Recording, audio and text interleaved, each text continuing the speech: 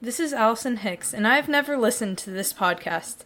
My dad is making me do an intro for these two guys.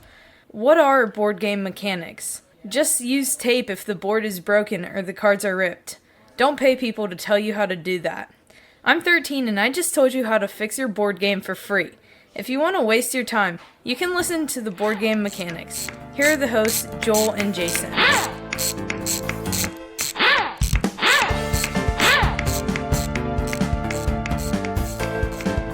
Hey, howdy. Welcome to the show. You're listening to the Board Game Mechanics. We've got a really cool episode for you today. I am Joel. I'm back. And it may not sound like me because I have a band of pirates made out of crystal living in my throat. But I assure you it's me. And with me is... Hey guys, what's going on? It is Jason. And guess what? I don't like party games. I want to put that to bed right now. Oh, Jason. What's wrong with a party game? I mean, there's nothing wrong with it the first time. Yeah. The first 5 minutes. I actually have kind of a Cards Against Humanity review coming up. I don't know how it's going to be. I haven't actually played the game yet, but it's the church version of Cards Against Humanity. So that's pretty interesting. Oh, that is interesting. Yeah. Yeah. It seems like it would totally be your speed, Jason. I'm dying. Yeah. It sounds amazing. Hey, by the way, I can't let this slip past us here. You and Katie did an excellent job last week. And actually, the number of real snarky comments about how I'm a bad person who shouldn't be on a podcast was pretty limited. So, yeah. I think she felt bad since we did open up and say that you died. So, yeah. Well, I mean, it's expected. I mean, I don't know. We have a frenemy thing going on, your wife and I. So I don't know. I think it's getting better. Maybe I really do like your wife. She's cool. And she did a nice job filling in, though. I really appreciate it. We may have to have her on as a third wheel sometime or do a wives show. I don't know if my wife would ever be on this show or not. She probably would, actually. She'd be really funny because she'd be like, "You're stupid," and you guys would love it. So that's true. You'd eat that crap up. Everybody would love it so much. She'd be like, "What is wrong with you? Are you drunk? What is wrong with you?" That would be funny. So, anyway, we have a really cool show, though. We've got a special guest interview, 2 interviews in a week. That's right. We had a bonus episode. And then we're going to have today's interview with Steve Buonocore from Stronghold Games. This has been in works for quite a while, and man, it does not disappoint. So just stick around for that. Don't fast forward. We've got other cool things to say. So just wait. Okay. You're going to be stuck in traffic anyway. So just listen. All right. And obviously, I think is what I was trying to say there. Jason's got some news for us. I might add a little bit, and we'll talk about what we played.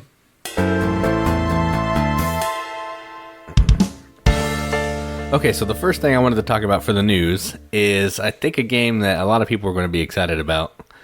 And I think some people are not going to be excited because they've made crazy trades. Oh, I love this so much. This out-of-print game. And this is Catan Starfarers is coming back. It's not Starfarers of Catan, but Catan, Starfarers. Or Catan, however you want to say it. I didn't see a bunch of details, but it was posted on Gamer Nerds or Game Nerds, which is a pre-sale website. Yeah. And it was pre-order for around $70. I think it was like 72 or 73 or something like that. So if you're into Starfarers of Catan and you never had a chance to get it, now's your chance. That's awesome because I definitely am one of those people who had the upgraded better rings on the ships and all the best stuff on mine, and I traded mine away for probably, I don't know, $200 worth of stuff, and I got mine indirectly through a garage sale for $20. So one of my big victories in life, and definitely board gaming, was getting a chance to trade this away for a ton of profit. It feels grimy to say that, but man, that was a good moment for me. And I'm sure the guy who got it was happy to have it, and he probably still have a little bit of bragging rights about, hey, cool, I've got the original edition. So whatever, I'm happy for him. I like this game. I've played it enough to say that it's not for me entirely. I don't know, it's better than regular Catan, but it's not at the same time. I think regular Catan's got enough just basic play to it that you can just play it with introductory players, and it's no big deal. They pick it up pretty quick. It's just a trading game.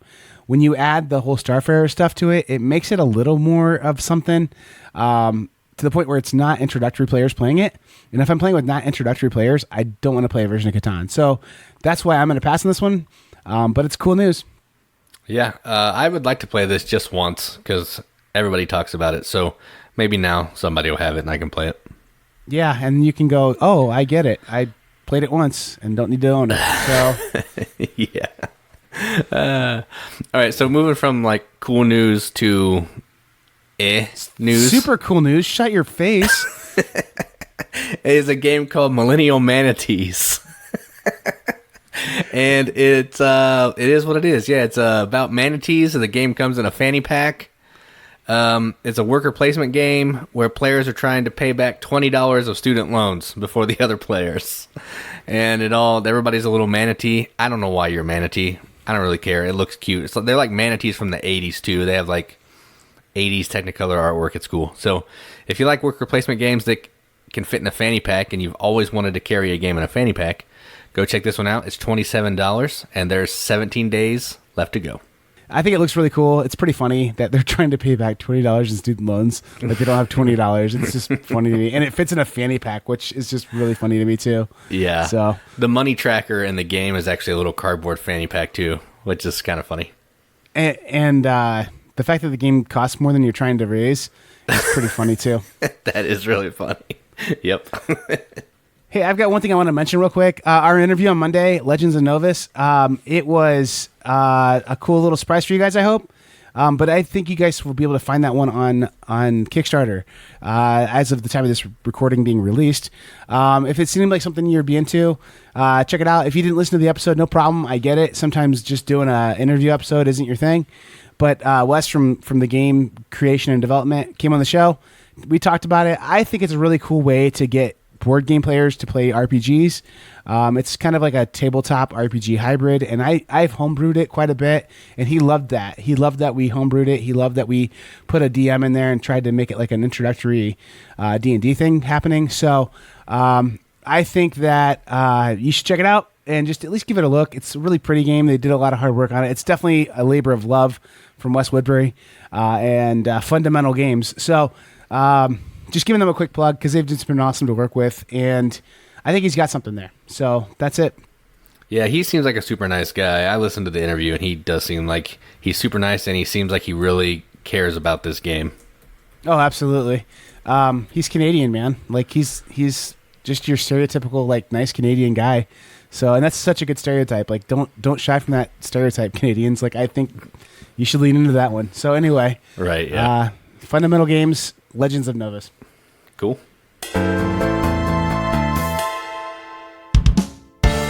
All right, so now that the part I really enjoy, and that is games I got to play. So I actually played a bunch of games this weekend. I played some games with my daughters, so I'm not going to talk about those, but a few hobby games. But the first game I wanted to play is from Keymaster, and it's called Campy Creatures.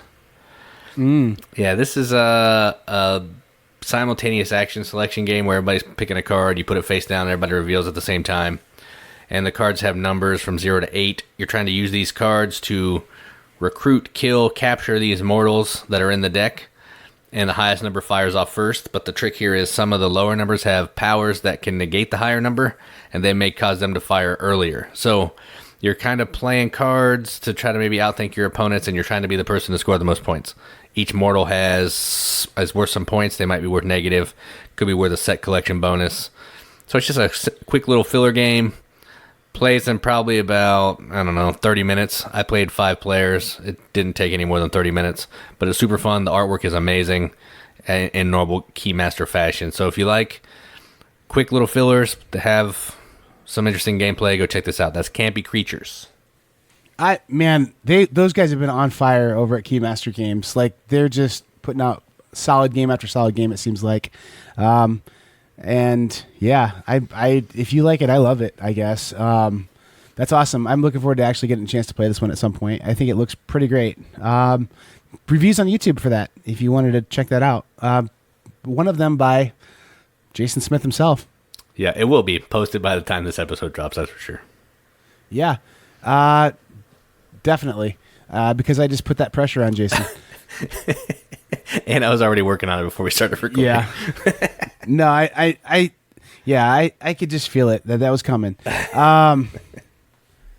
Well, Jason, I'm going to go ahead and mention one of the games I played because it's the only one I played this week, and more on that later. But Flamme Rouge, Red Flag, as it's called here in the United States. That'd be funny if they really did translate it to Red Flag, because that's what it means. That would be cool, actually. That'd be a sweet name. Red Flag. It's actually, you would hate it because you don't like Downforce, and you don't like Homestretch, but there's like a succession of games in my life that have like a special spot in my heart, starting with Homestretch, probably the best game ever created before Downforce was created, the reprint. So games were accomplished and finished, and there was no need for any more games because Homestretch is pretty much a perfect game. What else do you need other than poorly cast plastic horses and random die rolls that you're betting on? It's a dumb game. I'm not going to say it's a great game, but man, I love that stupid game because it's just like anybody can win. That's what makes it so fun. Like you can try your best to bet on the right things, but the most skilled player never wins that game. And so that's why people like me love that game, because it's a chance for us losers who never win to get a chance to be in the winner's circle just on dumb luck. So, and then Downforce came out later, but Downforce has got that thing where I think you don't like this either. People can block you and just be real jerks in it. And then like the cards, you only have control over so many cards, and only so many of them have your movement on them. So like you're only so in charge of your own fate in that game. And that's really frustrating to some people. It's really awesome to some people. Some people really like that about it, but it definitely improved on that. Just random die checks to see who goes around a track faster, that you're actually playing with cards that are all balanced, and there's a certain number of movement for each color, and how you play your cards and how you block and position really is important. Well, this one I think actually goes a little beyond that because it uses the ideas of like drafting and the ideas of being in a pack and trying to work together. You have two racers. You have a sprinter and a rouleur, and you're trying to get them to work together to go on this track as quickly as you can. And it's just really fun. It's a similar card mechanic to Downforce, except for you have your own full deck of cards, and you draw 4, play 1, then recycle the rest of them in. And pretty well every card in that deck is going to get used throughout. So you're trying to figure out, do I want to go 9 spaces? Do I want to go 3 spaces? And how do I do these two guys in conjunction with each other? And then the other tricky thing is if you're ever in lead of a pack and there's more than one space between you and the next pack, then you get an exhaustion card. So it's like that idea of like getting a curse in Dominion or something where you put it into your deck. And so that makes it have a whole new component that it's like you don't want to really necessarily be in the lead till the end. And then did you save enough did you save enough good cards at the end to try and sprint across the finish line? And then sometimes even then, multiple people will sprint across the finish line in the same round. Whoever gets the furthest across the finish line is the winner. So it's just a really neat game. It's got the most strategy of any of those racing games that I mentioned by far. You're really trying to think hard about how do I want to not get those exhaustion cards, make these guys work together, make them draft and be their own pack, and trying to also think about what your other players around the table are going to do. Like, is Jason going to go fast? Do I want to try and hang with him and keep going, or is Jason going to be conservative and try and, that's the other thing. If you go real slow and someone else goes fast, you're stuck out in front and you're going to get real exhausted. So just kind of a cool game, a lot of strategy in it for just being a race game like that. I enjoyed it quite a bit. I'm fairly positive you'd play it once, not complain about it, and then never play it again, is what I would say is where your love for it would be. But I really liked it. I think this is going to be my go-to racing game probably. Yeah, it didn't look like it was up my alley when I watched a couple of reviews on it. It seemed okay, but it just seemed a little bland for me. But yeah, I'd play it once, see what it's like. You aren't a racing games guy, though. I mean, like, you just don't like those racing games, it doesn't seem. No, I'm not a huge fan. Have you played Formula D? I have. I didn't like it. Yeah, I didn't figure you did, because it's die rolls. I mean, like, at the end of the day, it's die rolls. Maybe you're rolling a slightly different die based on your Gary and stuff, but yeah, I don't know. The little gear shift thing was cool, like shifting up and shifting down and all that, but outside of that, there wasn't any game there. I think Flamme Rouge is the best racing game, and I've played the 4 that I've mentioned. I haven't played Thunder Road or Thunder Alley, is whatever it's called. Is it a GMT game, or I don't remember. Oh, yeah, that one the out. GMT, yeah. But I think that one's supposed to be really good too. But anyway, Flamme Rouge, did get a chance to play that. Really enjoyed it. Cool. Yeah. That's cool. All right. So I got to play a game that I played last year at Origins as a demo. I actually got to play the full production copy of it last weekend, and it is called Museum. It's from Holy Grail Games, has a ton of different cards and art by Vincent Dutray.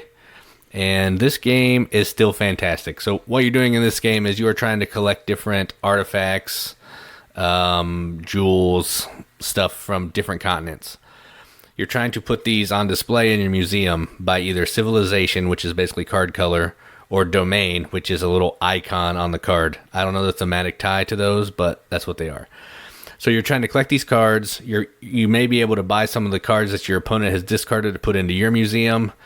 You may get hit with these embargoes that are going to close down certain continents and you can't grab cards from them, and that continent might be the cards that you need. And then the first player that gets to 50 points is going to trigger the end. You're going to rearrange your museum, put it in order so you can get the most points, because the more cards you have of a domain or a civilization, the more points you get, and whoever has the most points is the winner. That's it. And it seems it's pretty easy, it's pretty straightforward, but the gameplay is super fun. So if you get a chance, check out Museum. It will not disappoint. Super fun game. My wife said buy an 11th game this year. It's our anniversary present for each other. And so this one's tempting me. I'm only at 6 games this year I've bought, so I have 5 to go, and I'm approaching that like I could buy a game a month kind of spot. You know what I mean? Like, right. Especially with that 11. So I don't know. And the other thing too is I looked at the Gen Con preview, and I'm like, none of these things seem compelling. And then obviously awesome stuff's going to come out at Spiel, but like we won't get a chance to buy it until next year. So I don't know, man. This might be one that I jump at. So I've not heard anything but great things about it. It looks really good. And I just don't know how the retail availability is just yet, but this is one that I'm super intrigued by too. There were some in my local game store. Like there were a couple copies. So I think it's around, and I know it's on Amazon because that's where my buddy got it. So if you're into it, you can find it at least on Amazon. This is crazy because this was like one of the most anticipated games of Origins last year that they were going to do demos for it. And then like it came out, it fulfilled like the Kickstarter or whatever, and it was like no fanfare. Like at least I haven't seen much fanfare about it. And that's like me not keeping my pulse real solidly on like the world of board gaming right now, just because of busy crap. But like, I don't know. Have you seen much about this out there? No, a couple people have posted it, but yeah, like the reviews kind of just dried up and went away. Nobody's really done any written reviews or anything. It's just there. Yeah, I don't know. It's a super good game. Yeah, I think I'm going to check it out for sure, Jason. Jason, I played See If You Can Put On As Much Weight As You Lost the 2 months before you went on a cruise. That's a good game. I brought games to play on the cruise ship, but that just doesn't happen. I mean, like, it just doesn't happen. Because there's not good surfaces on a cruise ship to play on. I mean, like, you just can't find a good table to play on, and I don't know. I know some ships have like a board game galley, and it has like a copy of like Chinese checkers and like chess or something. But this one didn't even have that. So I had a good time on the cruise. That's why I wasn't on the show last week. I was able to go on a cruise because my in-laws are seriously awesome people, and I'm standing on the shoulders of giants. Before them, even the hard work of like my wife's grandparents and then her parents allowed us the opportunity for us to like be able to go on a big cruise as a family. It was a lot of fun, but that really did cut into my gaming time and my ability to really do much with the hobby. But you know what? I don't mind. It was really a good time. I got a chance to see Bermuda, which is really cool. But the good news is board game season is starting right now. I have 2 board gaming days set up this week with like school people who don't have to work during the week. And then the weekend comes after that and we go from there. So I'm hoping we have a BGM con too before too long, man. So, Jason, I don't care about the 4th of July that much, really. Maybe we should get together on the 4th of July and play some games. Maybe. I might have to run that by the boss. We could burn some board games and call it fireworks. I have a couple I'll bring for that. Yeah, I think, oh boy. No, I'm not going to say anything mean about like some of the prototypes we get sent. I could throw a couple in there too. I'm going to burn a picture of Gen Con. Oh, burn. Burn. Yeah, right. I'm going to burn it, yeah. In the state of Indiana, come over to Indiana to burn it. Man, Indiana is becoming like the board game center of like the Midwest. There's a printing place in like a town that's like about 2 hours from me on the west side of the state that is like Asmodee built this place to print their cards up so they don't have to get them done overseas, which is really smart now with the tariffs. Yeah, that's awesome. And then Indianapolis is the new headquarters for Stronghold Games, which you'll hear in the interview, and then Gen Con. So, I mean, like, it's just crazy. And Tom Vassal's moving into my house with me, and we're gonna have a real cool like odd couple sitcom. He and I sleep in twin beds in the same bedroom, and it's like that "People Let Me Tell You About My Best Friend" kind of thing at the beginning theme. And the website for that is aboveboard.tv. Yeah, exactly. You go there, you get to see. That's another pretty inside joke there too. But at any rate, I still haven't been contacted about. Hey, we'd like to own this website. Give it a minute. Yeah, maybe. We'll see. I do have that certified letter I haven't picked up yet. I don't know what that's about, but yeah. No, seriously, just all I want is a plug, a 12 episode guarantee of my Odd People or Odd Roommates sitcom I just pitched, and $1, and I'll sell them the website. So that's it. Just got to have Tom do 12 episodes of the Fairly Odd Roommates. The Fairly Odd Meeples. How about that? Oh, that's great. How is Will Wheaton not knocking on my door right now, saying this is my new tabletop project? Will Wheaton can be our like sassy neighbor who's like, you guys, go home, Wesley. And Sam, special appearance this week by Sam while we all play TI4. Like that's the whole episode. It's like 2 moves of TI4. That's like 6 episodes. You're not kidding. Oh man, the pirates on my neck are trying to swing their swords at each other. I'm gonna cough here soon. Anyway, well, cool. Board game season starting, and that's good news for all of us who care about board games. All right, that's enough of that. Let's get to the interview, Jason. All right.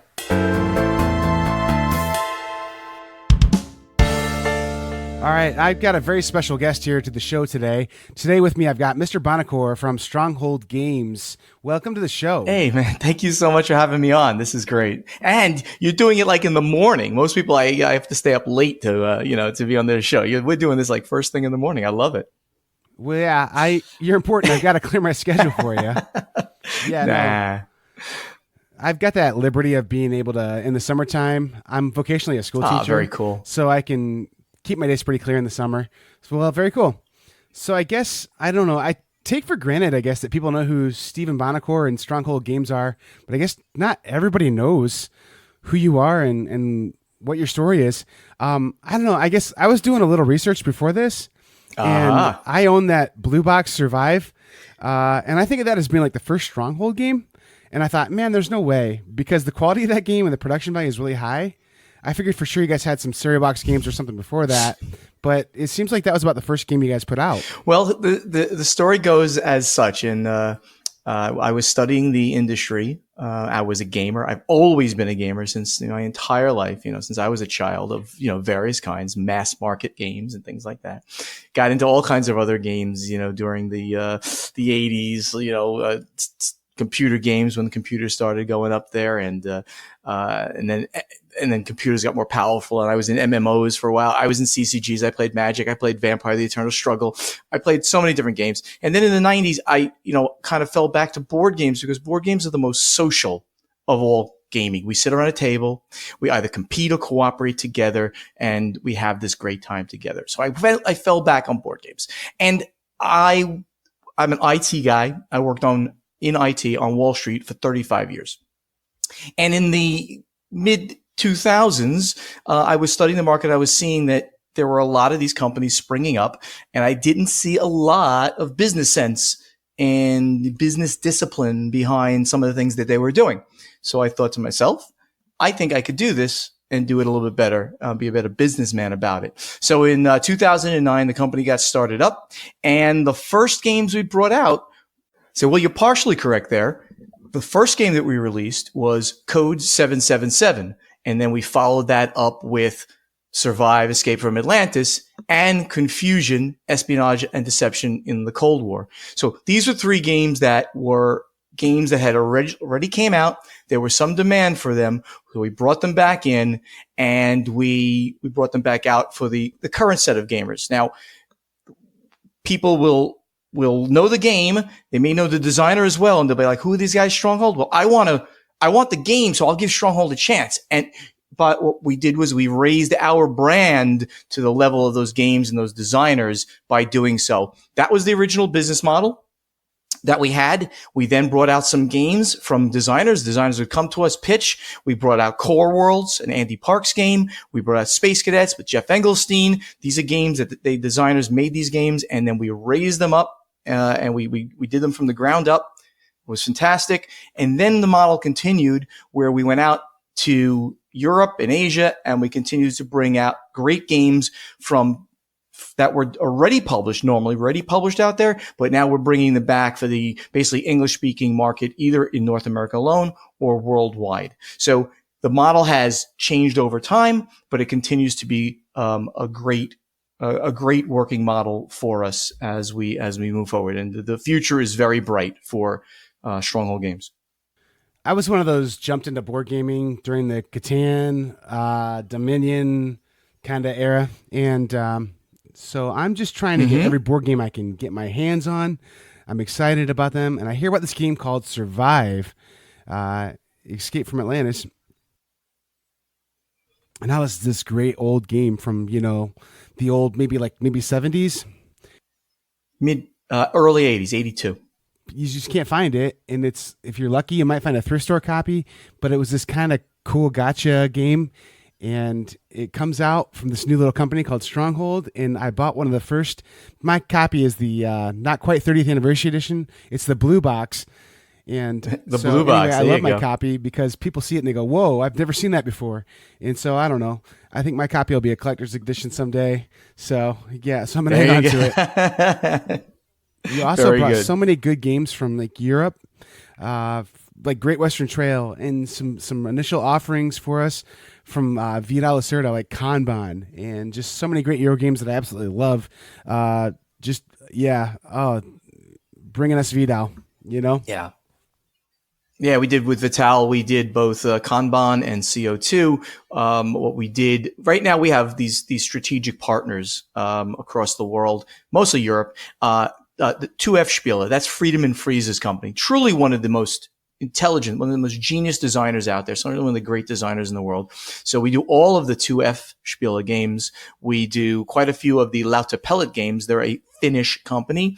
We do Spielworks games very often. And we're about to launch probably right around the time that this podcast drops. Maybe we'll just be involved with the Kickstarter for Democker. Now, do you know Democker? Oh yeah, that's been a grill game of mine for some time. So Democker not only is this game that is revered by people. Now, most people don't have it. It originally came out in 1986, I believe. Heavy Euro. It is like the granddaddy of the heavy Euro games. It had a second printing by a company in the mid 2000s when I was, studying the market, as I mentioned, and now it's been out of print for the longest time. Uli Blenneman of Spielworks, he found the designer again. They did some major redevelopment, and we're going to bring this to Kickstarter in a limited edition. It's actually only going to be available on Kickstarter and then maybe like website sales. It's not going into distribution for at least 2 years, if at all. Depends on the demand. Very niche game.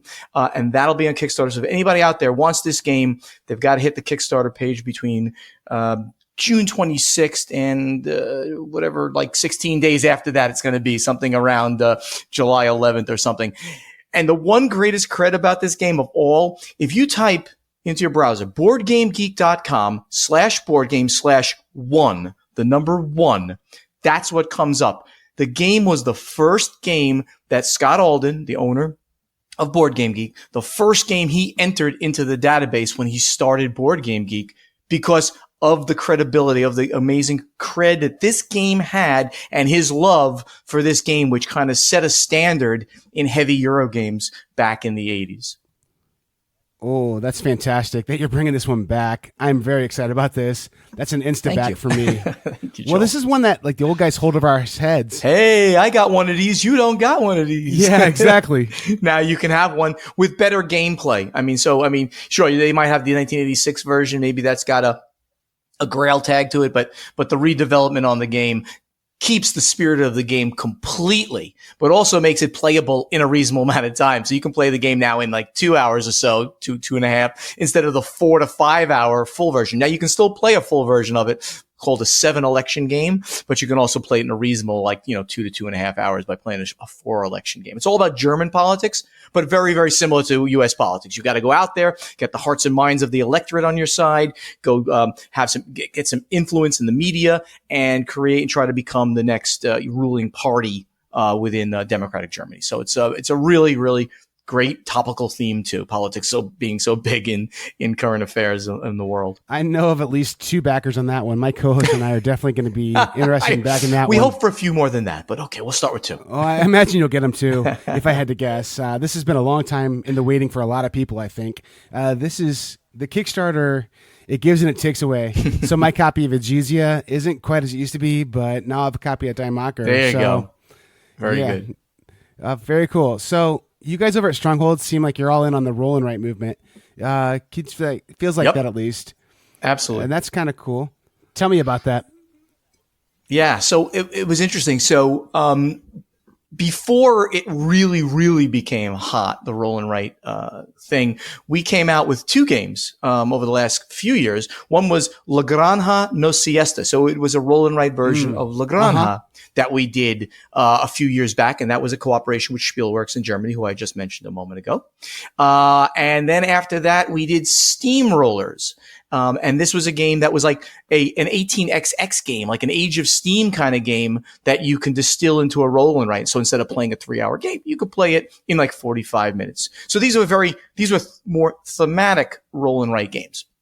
Now, with the incredible popularity of the Kenner Spiel des Jahres nominated Ganz schön clever, right? That was nominated for the Kenner Spiel des Jahres in 2018. In fact, Wolfgang Warsch, the designer, was nominated 3 times in the same year. One for the Spiel des Jahres, which he won with The Mind, and with Ganz schön clever, which is now going to be in our catalog. I'll talk about that in a second. And The Quacks of Quellenberg. So he was nominated. The guy is came out of nowhere, an absolute genius of game design. We now picked up Ganz schön clever. We've renamed it to That's Pretty Clever because, well, American audience, English-speaking audience. And then we continued with our new partnership with Schmidt-Spiele, the German company who has the license for these games. So we're now going to have That's Pretty Clever in the lineup, Twice as Clever, the exact follow-up to That's Pretty Clever. Both of those games out already. We have Bricks just came out. Bricks also by Wolfgang Warsch. That's 3 games that are roll and writes by the same designer. Everyone very different. Well, the Twice as Clever is a distinct follow-on, but plays very differently. Then we also did Second Chance by the great designer Uwe Rosenberg. He's known in our catalog for Cottage Garden, Indian Summer, Spring Meadow. He did Patchwork. He loves working with these.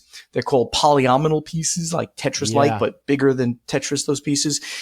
So we did this game called Second Chance, which is a flip and write. 2 cards get turned over, and then you're drawing those pieces on a piece of paper in front of you, trying to complete your piece of paper better than everybody else.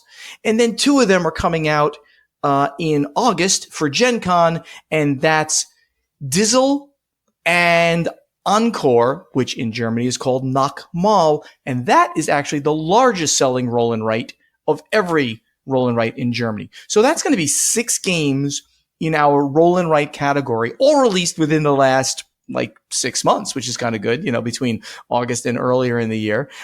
So all in that same form factor box. I think that once you buy into the roll and write concept, most of these games are a little lighter, but thinky, like Ganz schön clever. That's pretty clever. And Twice as Clever, man, you got to think about how to score the best points, but you can play them very lightly and gently, just picking the dice and making your marks on your game board. But once you buy into how interesting and intriguing these games are, you want the next one, you want the next one, you want the next one. So it really helps us build that line and build buzz around another game that's coming out that has a certain similarity. I'd like to say roll and writes are the next, card drafting, right? That was the big thing when Dominion hit. It was like that was huge for a while, and certainly is deck building, I should say, not card drafting. Deck building, that was huge. Roll and writes are sort of the next big thing. But of course, if you remember, the original roll and write was Yahtzee. That was a roll and write as well. So really, some things never change, and then this genius of Wolfgang Warsch, he saw that made sense. So he took that and he brought it and he made it his own and is now creating several in that line. And we're going to be working with other designers to do more. We even have one in 2020 that we've just signed. I can't talk about that yet because it literally just got signed. So let's be on the lookout for another very, very different kind that will be coming out with likely in early 2020. That's a good little teaser for us. There you go. The thing I like about roll and write games, really why they resonate with me, is that this is something that I can play with my dad. My dad's 70. He can grasp most any roll and write game or flip and write or any of those games. He's not going to beat me because they do require a level of thinking and experience, but he can figure out the mechanics pretty quickly and play them at like family gatherings. So kind of what you said, they're a little lighter, but they do require some thinking and stuff. So I don't know. I could see us having roll and write games laying around, the retirement home in 30 years when we're all as gamers are all getting old and in the retirement home. Absolutely. I think we absolutely should be not playing the games with, that don't require any mental exercise whatsoever. I've seen studies that keep coming out that say the more you do gaming and other mental exercises, the sharper you'll stay in older age. The brain is like any other, call it a muscle, though it's not exactly that, but it's like any other part of the body. If you don't use it, you'll lose it. It's going to atrophy. It's going to go away. So keep on gaming, have fun doing it, and, stay mentally healthy for a longer period of time. No, very cool. But you guys also, now you had one other thing. You guys had a pretty big piece of news happen last year where you guys, a couple of nice sized company here joined up, you and Indy, which I think had kind of action phase, all under the same umbrella now. Mergers always make me nervous because I know Stronghold's been so good, but I don't know. I guess from my own experience, all the communication I've had with behind the scenes with Stronghold has improved since the merger. So it feels like your products have been more available. It feels like the merger has been a good thing for you guys. So I don't know. I guess it made sense for you guys, and it's been really good for us as gamers. Yeah, it'd be great to talk about that. So right in the mid 2018, we announced at Gen Con in front of the Dice Tower live audience that Indie Boards and Cards and Stronghold Games were going to merge. Indie Boards and Cards, president there is Travis Worthington. He had bought Action Phase Games 2 years before that. So brought those two companies together. And then Travis and I are longtime friends in the industry. We literally like almost started the companies at the same time. I didn't know him at that point, but later on, of course, met him in the con circuit and things like that. And we teased each other, like, I'm going to buy you. No, I'm going to buy you. That kind of stuff, over the course of time. And then like early in 2018, he came and said, maybe we should really like get serious about this. If, we've been teasing, like, let's talk. We opened up the books to each other. And, I like to say it's a marriage made in heaven. It really is a great combination of two similarly sized companies coming together to become a very strong company. We're probably about the third largest North American publisher right now. Obviously, Asmodee in the stratosphere. CMON, cool mini or not, CMON is up there second, and then we probably come in third. When you have a merged company, you can do so much more. You can hire specialty people. Like Stronghold Games couldn't have a director of marketing really before that, somebody who's full-time. Now we do. We couldn't have a full-time convention manager organizing our conventions, our trade shows. Now we do. Customer service functions can be farmed out. I mean, all these great things that a small company can't do, a bigger company can do, and do it more efficiently. And that's what's going on. We'll continue maintaining the catalogs separately and the brands. Indie Boards and Cards, known for smaller games.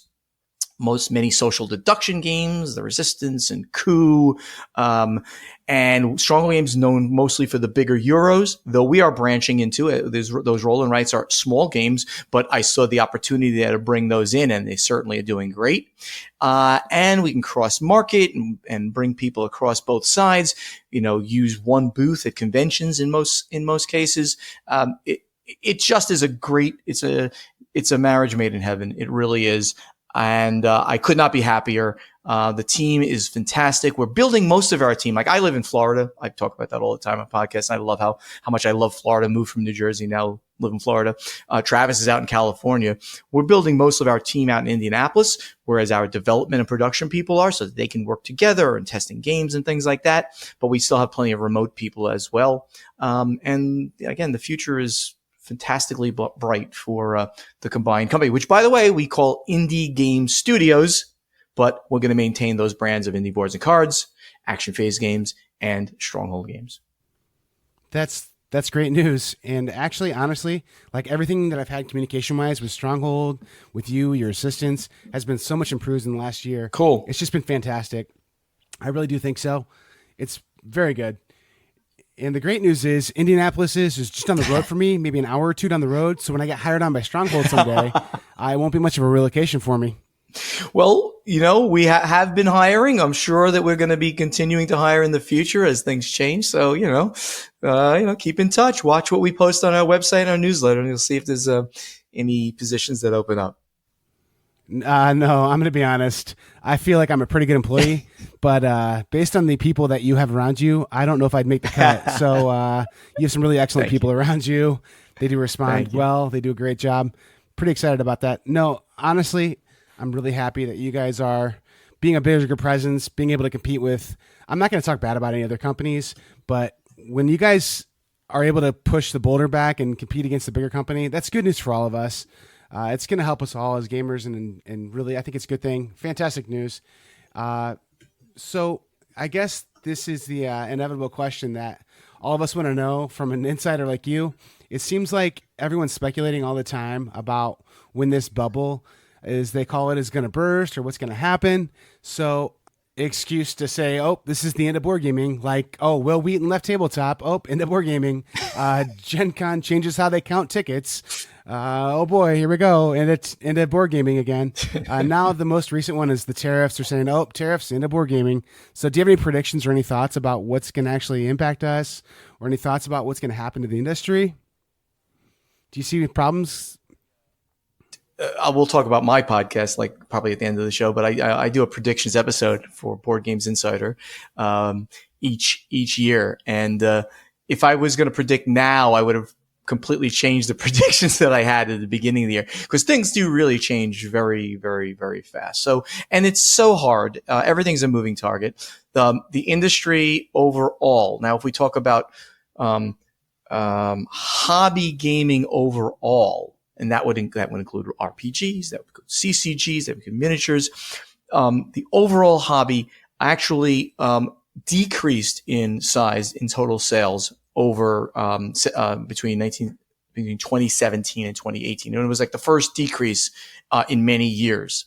But it's all of that is anecdotal, because nobody really has hard data, because nobody publishes all of their data. So industry watchdogs kind of look. However, having said that, the board gaming segment grew by 7% and continues to grow, and has been continuing, sometimes double digits, sometimes by 20%, sometimes more than that, year after year. 7% is a slightly lower growth year over year, but it is continuing to grow.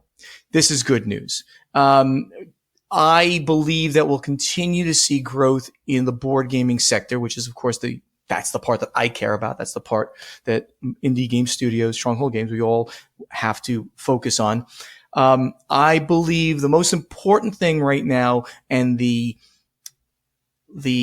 biggest difficulty in the industry, is that there are too many games coming out, too much product coming onto the market. When 1,400, yes, that's the number, 1,400 new games are done.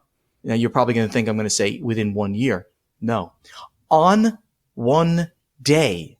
That's the Spiel in Essen. Most people just call it Essen, but the convention known as the Spiel in Essen, Germany. On that day, 1,400 new games are released. And when you don't even hear about 1,350 of them a day later, and then 2 weeks later, you're only talking about a handful. It's simply too much, and that is unsustainable.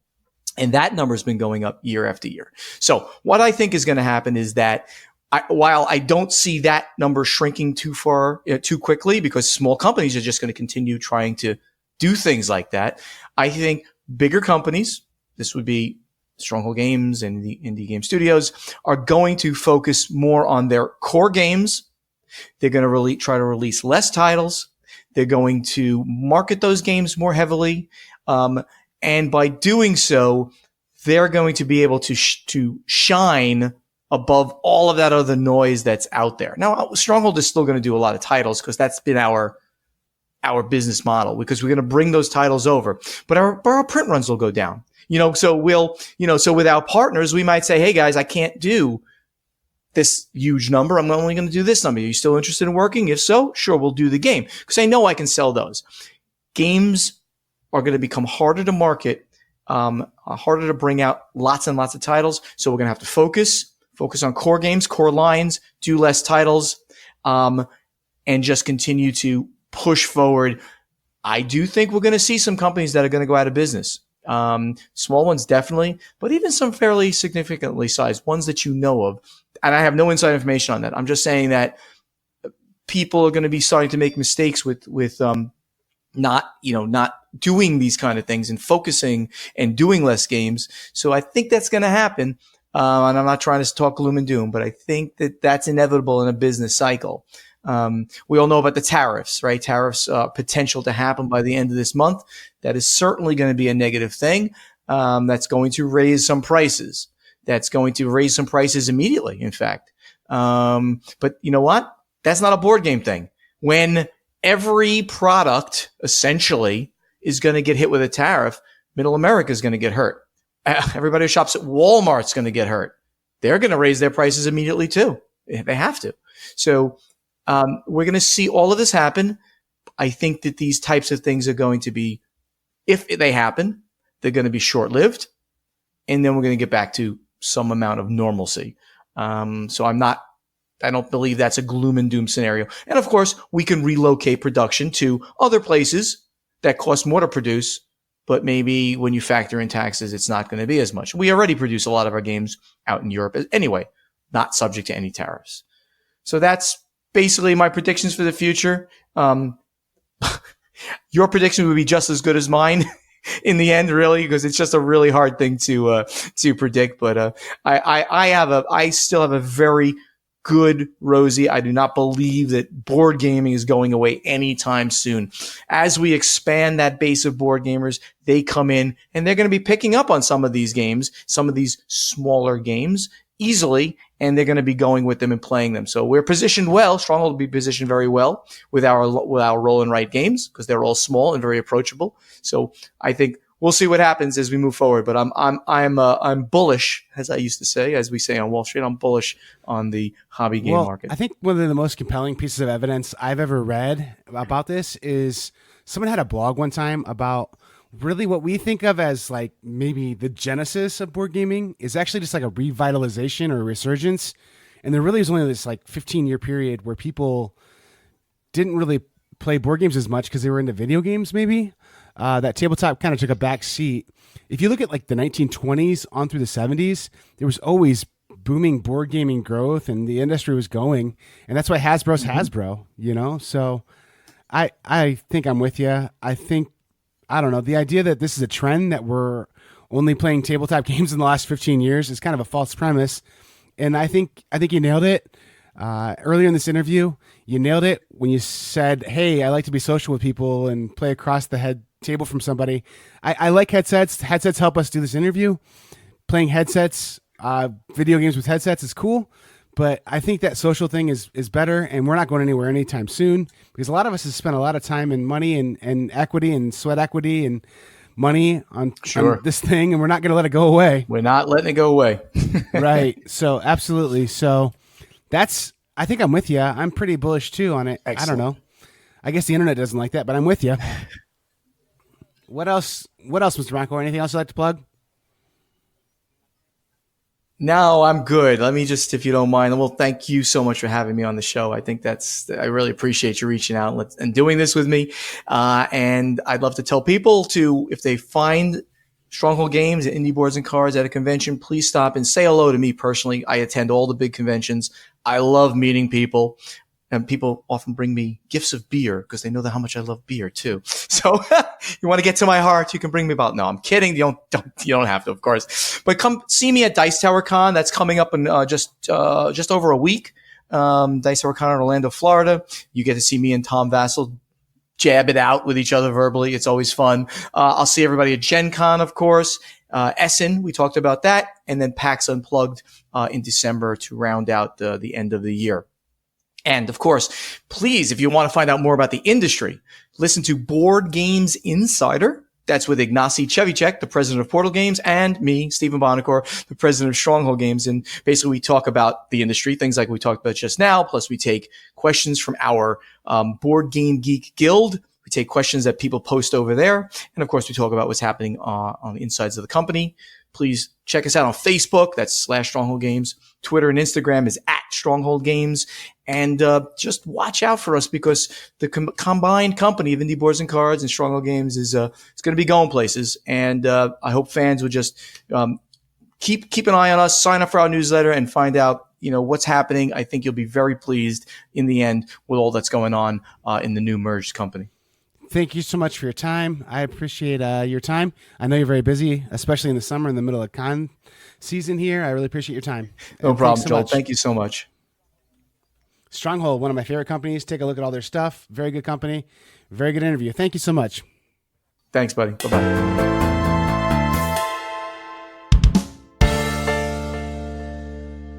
So, Buonocore. Are you pretty into that, Jason? Oh, dude, I've been trying to get the first edition of that for so long. And now that I know Stronghold's coming out with the second edition, that means discounted first edition, and I am in. I'm so pumped.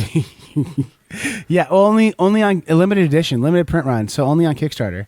So, I don't know. People who have that first edition and it's starting to get a little tattered, you better sell your copy cheap to Jason to have money for backing that new one. So, I'll probably just back the new one if I had to guess. Yeah, they had it at Origins. It looks exactly like the old one. So I mean, I don't know what they've done to it, but it looked the same. I think they reduced the elections is kind of what I gathered in the interview. So gotcha. I think this is a big thing. So it can be played a little quicker. But I think it's really interesting his insight on the fact that big companies like his that he's talking about, he makes this decision coming straight from him is saying, the way how the saturation in this marketplace is happening right now and the way how tariffs are impacting us and just how much we rely on selling out of games, we're going to see much smaller print runs of games that we think we can definitely sell this many of. And so we're going to see things like we saw with Wingspan more and more, I think, where it's like, this game's really good. We know it's definitely going to sell this many copies, but then it sells out quick, and then you're going to be waiting a while for another print run. And there may never be huge print runs again. Just they can't set on stock like that. I mean, with the tariffs and just with all the stuff that comes out. And then him just talking about the oversaturation of board games, 1,400 games coming out last year at Essen. That's kind of mind-blowing.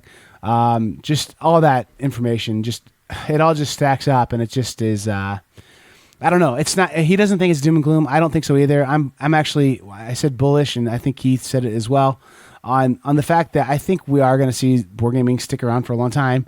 It's just going to change. It's not going to be the same as it was, and you're not going to be able to find those, I don't think you're going to be able to find those $7 half-price books games as much anymore, because I don't think those huge print runs that go unsold are going to be happening anymore, just because they can't take the risk. So, pretty interesting. Him calling the shot too. Companies you have heard of will go out of business. Ooh, that's like from the Book of Revelation or something. I don't know.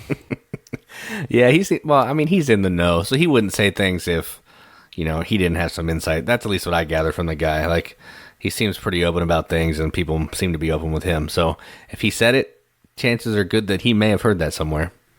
Yeah, I mean, he said no inside information, but come on. If you had inside information, that's exactly what you'd say, right? Right, yeah. So, no, I didn't know this stock was going to plunge. I had no idea. No, I think probably doesn't have any. He probably has a better idea of which companies are doing well, which ones aren't. But right, yeah. I mean, he doesn't want any of them to go out of business either. I mean, he doesn't hope that on anybody I know. So I mean, I don't know. Just one of the best interviews I've ever been able to do. What a generous and kind person. And honestly, I think every time I've been at a con, I've gone up and I've shaken his hand. Man, that sounded bad. I've gone up and performed a handshake on him. That sounded even worse. Yeah, that sounds worse. Yes. I've gone up to him and said hi. He will be a special person to me in the world of board gaming because when I was nobody, I mean, like before even the board game mechanics, it was my son and I doing some YouTube reviews, which you can find if you really want to do some web sleuthing. But we were bad, and just it was early on, and he supported us. So I mean, like. That was really cool of him. And then he was one of the first guys when we went to Origins last year and did the on-the-floor interviews. Say, absolutely, come back at this time, and I'll give you some time. And he gave us a lot of time, really talked, gave a nice interview, did it again. So I just really appreciate what he's done for us. And honestly, if you start looking at some of the Stronghold games that have come out, the Great Designer series, which I didn't really get a chance to talk to him about, some of the stuff that he's brought in from Europe, man, you and I are both really happy that he's done what he's done. So thanks for being on the show again, Mr. Buonocore, if you are listening to this. And it was great to have you on. And they've been just a great company for us to work with. Just check out everything they've got. And now with Indie Boards and Cards, man, some of the relationship stuff he talked about there, it's got me excited too. So yeah, that's about it, Jason. I don't think I've really got anything else to say. Yeah, me neither. I think Mr. Buonocore said enough. So just listen to him. He knows more about games than we'll ever know. So yeah. And if this is like the one episode you're listening to because it has actually somebody on it, like, cool. I get this is why you listen because of, Stronghold saying, hey, listen to this podcast. But if you're brand new to us, man, we love having you here. We love having you as our fans. Check out bgmechanics.com. It's our main website. There's other websites you can get to our main website from. Maybe you picked up on that a little earlier.